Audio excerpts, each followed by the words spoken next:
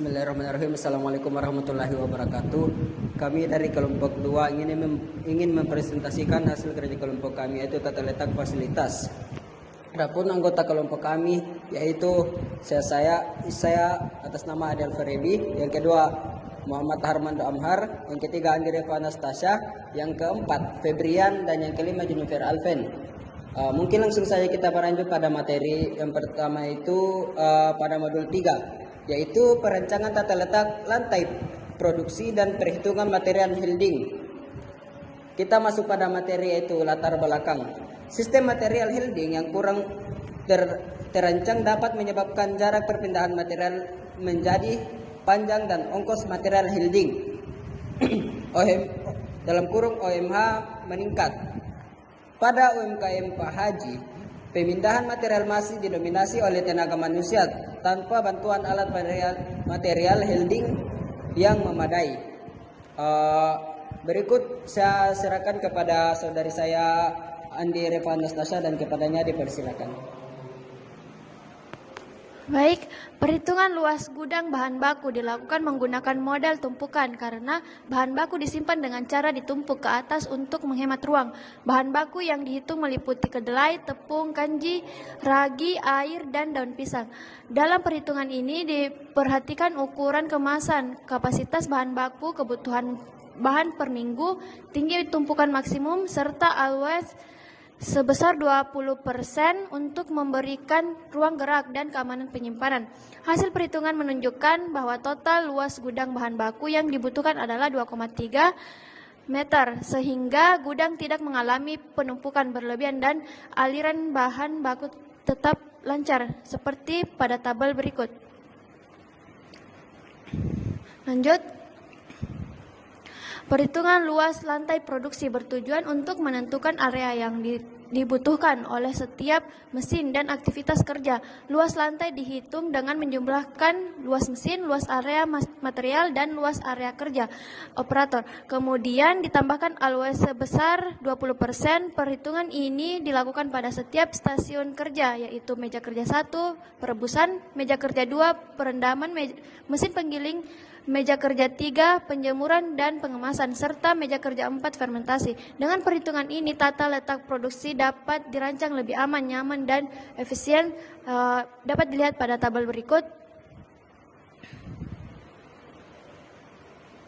Next.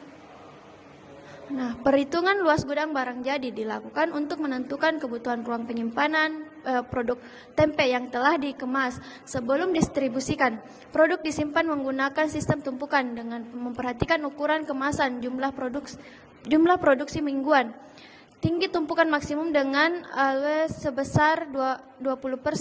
Berdasarkan perhitungan, luas gudang barang jadi yang dibutuhkan adalah 17,4 meter.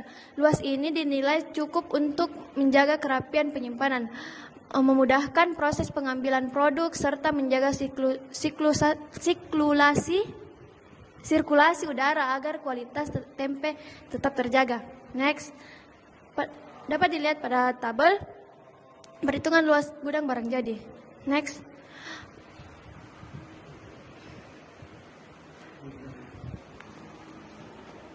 Itulah tadi presentasi daripada saudari Andrea Anastasia, dan kemudian itu kita melangkah kepada saudari kita Jennifer Alven, dan kepadanya kami persilahkan.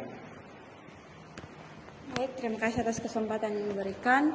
Berdasarkan hasil perhitungan, total luas perkantoran yang dibutuhkan adalah 32,46 meter kubik. Luas ini dinilai cukup untuk menampung seluruh aktivitas administrasi tanpa mengganggu area produksi. Dengan perancangan luas perkantoran yang memadai, komunikasi antara bagian dapat berjalan dengan baik, pengawasan produksi menjadi lebih efektif, serta kenyamanan dan produktivitas kerja karyawan dapat meningkat. Berikut tabelnya. Ya, next. Berdasarkan hasil perhitungan, total luas unit penunjang personal service yang dibutuhkan relatif kecil, namun memiliki peran penting dalam mendukung aktivitas produksi.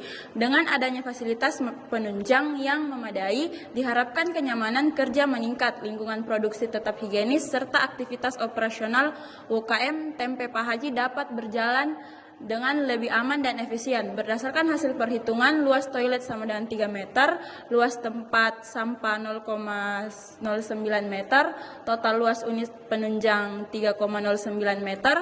Luas ini dinilai cukup untuk menunjang kebutuhan sanitasi dan kebersihan kerja tanpa mengganggu area produksi utama, serta mendukung lingkungan kerja yang bersih, aman, dan nyaman. Berikut tabelnya. Next. Berdasarkan hasil perhitungan diperoleh total ongkos material handling atau OMH sebesar Rp17.127.750.000. Nilai OMH yang cukup besar ini menunjukkan bahwa sistem pemindahan material masih kurang efisien karena didominasi oleh tenaga manusia dan jarak perpindahan yang relatif panjang. Oleh karena itu, hasil ini menjadi dasar perlunya perbaikan tata letak produksi dan penggunaan alat bantu material handling sederhana agar jarak frekuensi pemindahan dan BO personal dapat ditekan. Berikut contoh tabelnya.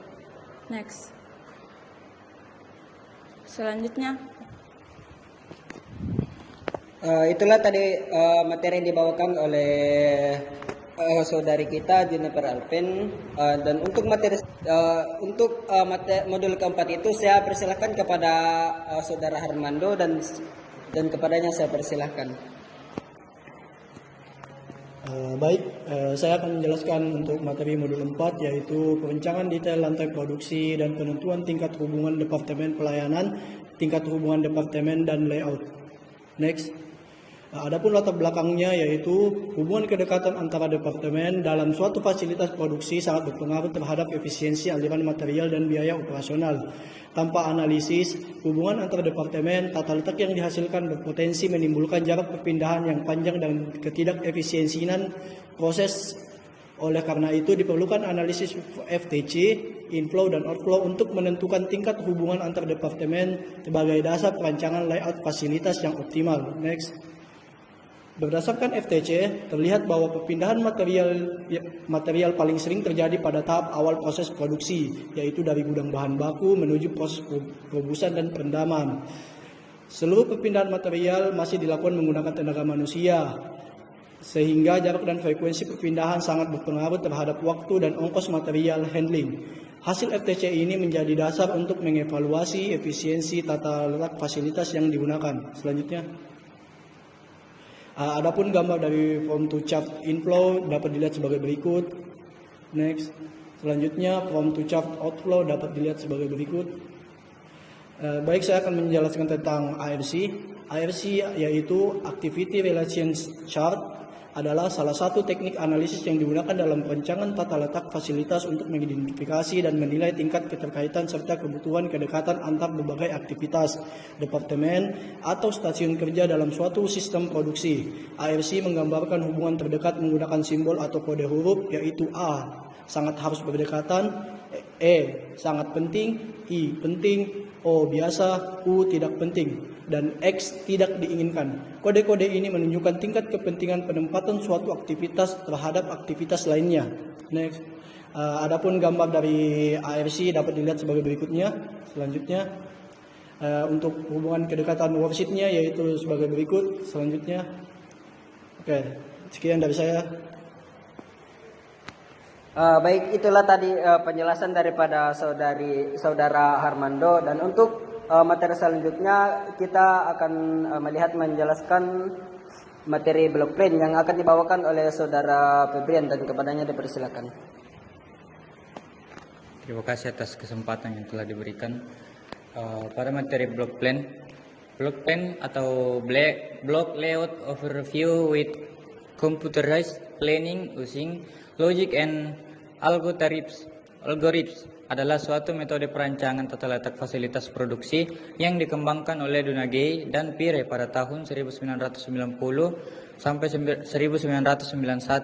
Metode ini menggabungkan pendekatan pembentukan tata letak atau layout generation dengan pendekatan perbaikan atau layout improvement, sehingga mampu menghasilkan alternatif susunan fasilitas yang lebih efisien. Block plan memanfaatkan data kualitatif seperti activity relationship chart, dan kuantitatif seperti aliran proses produksi serta ukuran area setiap departemen sebagai input dalam algoritmanya. Hasil berupa layout dalam bentuk blok-blok yang menunjukkan area setiap fasilitas yang kemudian dievaluasi untuk mencari susunan yang paling baik berdasarkan skor kedekatan dan ongkos material handling.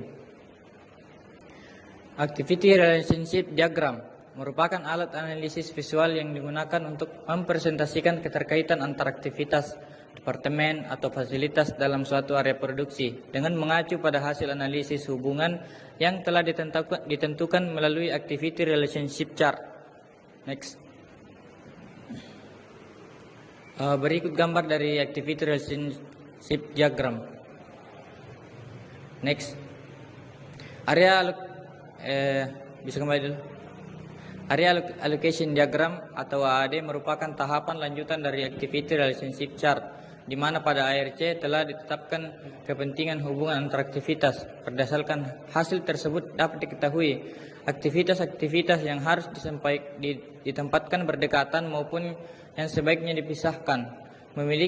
Dengan demikian hubungan antar aktivitas memiliki pengaruh langsung terhadap tingkat kedekatan dalam penataan tata letak fasilitas, representasi kedekatan dan pengaturan ruang antar aktivitas tersebut selanjutnya divisualisasikan melalui Area Allocation Diagram atau AAD. Berikut adalah gambar final layout dari UMKM Tempe Pak Haji yang di sebelah kiri menunjukkan layout awal yang belum kami ubah. Di sebelah kanan adalah layout usulan yang kami berikan.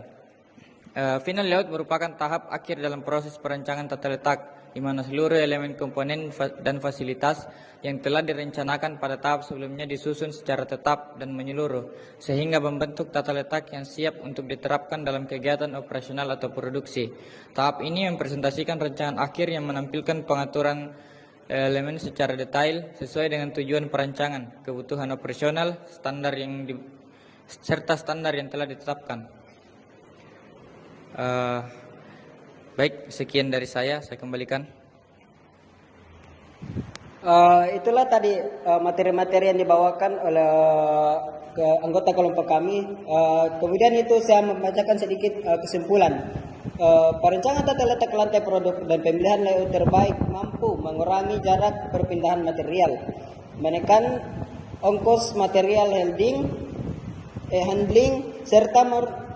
serta memperlancar aliran proses produksi. Tata letak yang optimal juga meningkatkan efisiensi kerja, keselamatan operator, dan mendukung peningkatan produktivitas UMKM Pak Haji. Itulah presentasi dari kelompok kami, kurang lebihnya mohon dimaafkan. Wabillahi taufiq wal hidayah. Assalamualaikum warahmatullahi wabarakatuh.